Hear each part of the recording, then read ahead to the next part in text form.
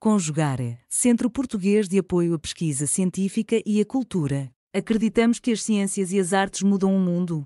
O conhecimento transforma, e isso nos motiva. Sexto ciclo ibero-americano de diálogos contemporâneos com o tema História, Poder e Sociedade. Olá a todos, eu me chamo Bruno Miranda Braga, eu sou doutor em História, sou brasileiro, sou amazonense e nós estamos aqui no Templo da Catedral Metropolitana de Manaus, Nossa Senhora da Conceição, a Igreja Matriz, para apresentar um pouco da comunicação Templo-Tempo, a Capela-Mor da Catedral de Nossa Senhora da Conceição, Manaus, Amazonas, Brasil. Bem, este templo como um todo, constituinte da história da cidade de Manaus, data do século XIX. Ele teve a sua pedra fundamental instalada em 1858, na então província do Amazonas, e se constituiu da primeira grande obra daquele momento histórico e político da nossa cidade. Ao longo dos tempos e ao longo dos anos, o templo foi passando por diferentes alterações, porém manteve em primazia sua estrutura fundamental.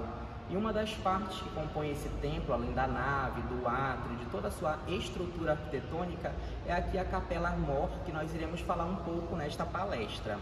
Para a gente entender o contexto desse templo, a gente tem que entender um pouco também da própria história da cidade de Manaus, especialmente nas décadas de 1870 a 1880, no período que a cidade estava enriquecida e começando seu processo de reurbanização, advinda com a prosperidade que a economia da goma elástica propôs. A história do templo se confunde com a história da cidade. De fato, a Igreja Matriz é presente desde o século XVII, desde o momento da então Fortaleza da Barra de São José do Rio Negro, que prosperou e andou por um longo tempo até chegar neste templo de pedra que temos hoje. Didaticamente, a história da Igreja Matriz é dividida em três fases. A primeira fase, que vai de 1695 a 1790, é a chamada do Templo de Taipa. Era o primeiro templo primitivo que a Ordem dos Carmelitas estabeleceu na então Fortaleza da Barra do Rio Negro para o culto litúrgico e público em honra a Nossa Senhora da Conceição.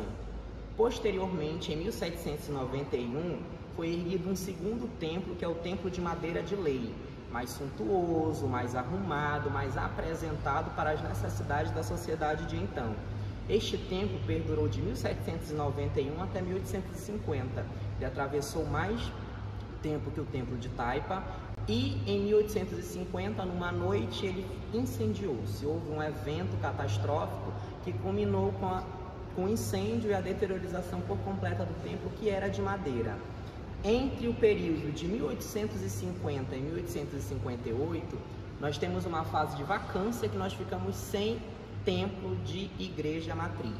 Neste período, as funções litúrgicas de Igreja Matriz passaram a ser na então Capela de Nossa Senhora dos Remédios, e apenas em 1858 começou-se a inauguração deste templo na qual nós estamos presentes. E mais de 20 anos foram levados até que em 1877 este templo foi devidamente bento, inaugurado e entregue ao culto público. Naqueles anos de 1877, a sociedade política e econômica de Manaus vivenciava um outro momento, que era o momento da província, na qual a cidade de Manaus e a província do Amazonas como um todo estava numa expectativa de modernização e reurbanização. Sendo assim, este novo templo, que é o Templo de Pedra, e ao longo dos seus 20 anos de construção, de 1858 até aproximadamente 1878, elevou-se a um nível de produção e modernização que se intensifica nos próprios materiais que adviram majoritariamente da Europa. Para falar um pouco desta parte, na verdade, que é a Capela-Mor, a gente chama a atenção para alguns elementos que ainda hoje compõem. E o próprio título desta fala, Templo, Tempos, mostra exatamente isso. Os diferentes tempos das diferentes intervenções que passaram aqui nesta parte do templo. Inicialmente, a gente foca ao centro, onde está o altar-mor, que é totalmente produzido em Liós, um material que é específico da região de Liós, de Portugal. Cada uma dessas peças, dessa estrutura desse altar, veio diretamente da região portuguesa de Liós e o compôs.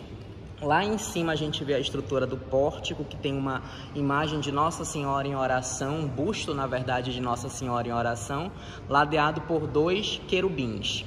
Descendo nós temos essa estrutura em colunas jônicas, em colunas da ordem coríntia, ricamente elaboradas bem no estilo neoclássico que o período exigia. E ao lado da imagem de Nossa Senhora estão as imagens de São Pedro e de São Paulo, que são os baluartes da fé cristã católica. Destaca-se a imagem de Nossa Senhora da Conceição ao Centro, padroeira do Estado, da Arquidiocese de Manaus e também da cidade de Manaus. Esta imagem, ela remete aos tempos do século XIX, possivelmente junto com as imagens de São Pedro e São Paulo, são as imagens mais antigas que ainda hoje estão presentes aqui para o culto público. A imagem tem uma inscrição que remete a ser de origem espanhola, que é a escola castelhana, provavelmente de onde proviu esta imagem. Este é o primeiro tempo do templo, o século XIX, o século que deu origem a este templo. Diante disso, do nosso lado aqui, nós vemos esta outra imagem, que é uma imagem já datada de 1958, que simboliza a aparição de Nossa Senhora a Bernadette em Lourdes, na França. Esta imagem foi feita pelo casal Mac, pela Heloísa e pelo seu esposo, que foi um casal húngaro que passou por Manaus e foi contratado para fazer uma intervenção nos anos de 1958, dado ao centenário da instalação da pedra fundamental do templo.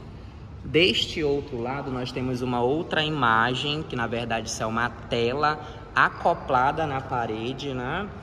Que esta já é uma tela mais contemporânea, data possivelmente dos anos 90, 1991, do século XX, e apresenta uma cena bíblica evangélica na qual Jesus diz para que quem não tem pecado que atire a primeira pedra, quando ele é questionado sobre a vida dúbia de uma mulher adúltera. Esta pintura é atribuída também a um pintor amazonense chamado Murilo Branco Silva. No teto nós temos uma projeção do ano de 1935, feita pelo artista e professor amazonense Olímpio de Menezes, que, segundo as pesquisas mais recentes, especialmente do grupo que trabalhou na intervenção dos anos de 2001 2002, é o forro mais antigo da catedral, é o forro mais antigo da igreja. E ele apresenta querubins com guirlandas de flores no céu. Aqui ao centro temos o altar novo, que é a mesa. Esta mesa foi inaugurada em 2022, teve uma transformação por questões litúrgicas e questões de melhoria espacial.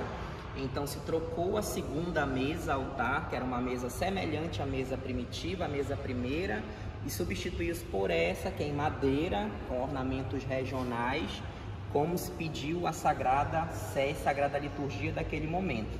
Porém, se preservou deste altar a pedra, que foi uma pedra que foi benzida por sua santidade o Papa João Paulo II, quando ele esteve na cidade de Manaus em 1980. Ele benzeu esta pedra, que é um mármore na verdade, e ficou mantida sobre o altar novo, que foi uma exigência litúrgica para melhor celebrar e reunir o povo na sagrada liturgia.